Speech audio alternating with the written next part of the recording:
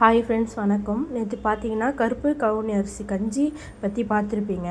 அது எப்படி நம்ம ரெடி பண்ணோம், அந்த பவுடர் எப்படி ரெடி பண்ணோன்னு இப்போ நம்ம பார்க்க போகிறோம். சரிங்களா?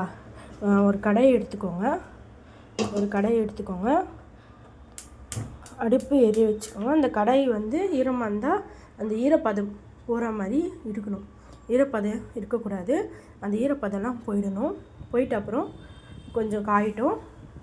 இப்போ பார்த்தீங்கன்னா அந்த ஈரப்பதம் போயிடுச்சு. அப்போது தேவையான கொஞ்சம் ஒரு 2 கரண்டி சீரகம் சேர்த்துக்கோங்க.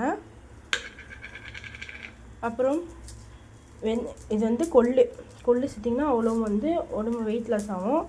கொள்ளு இந்த அளவில் கை அளவில் 2 கை அளவு கொள்ளு சேர்த்துக்கோங்க.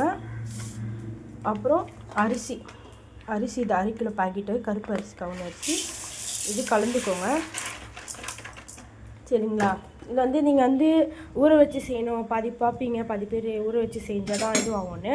அப்புறம் நல்லா இதோடைய பச்சை வாசனை போகிற மாதிரி நல்லா இது கலந்துக்கணும்.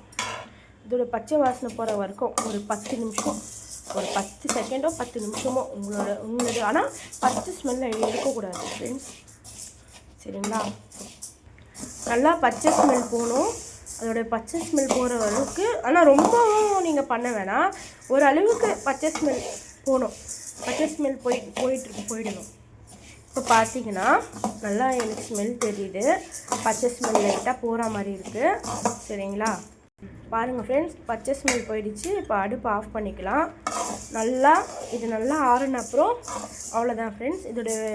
இது முடிஞ்சிடுச்சு.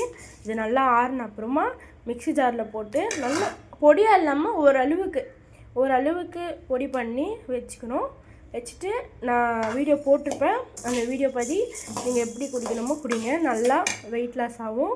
நல்லா சுகர்லேருந்து பிபிலேருந்து லெவல் எல்லாமே கம்மியாகும்.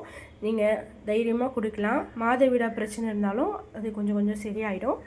குடிங்க. மறக்காமல் லைக் பண்ணுங்கள், ஷேர் பண்ணுங்கள். ஓகேங்களா?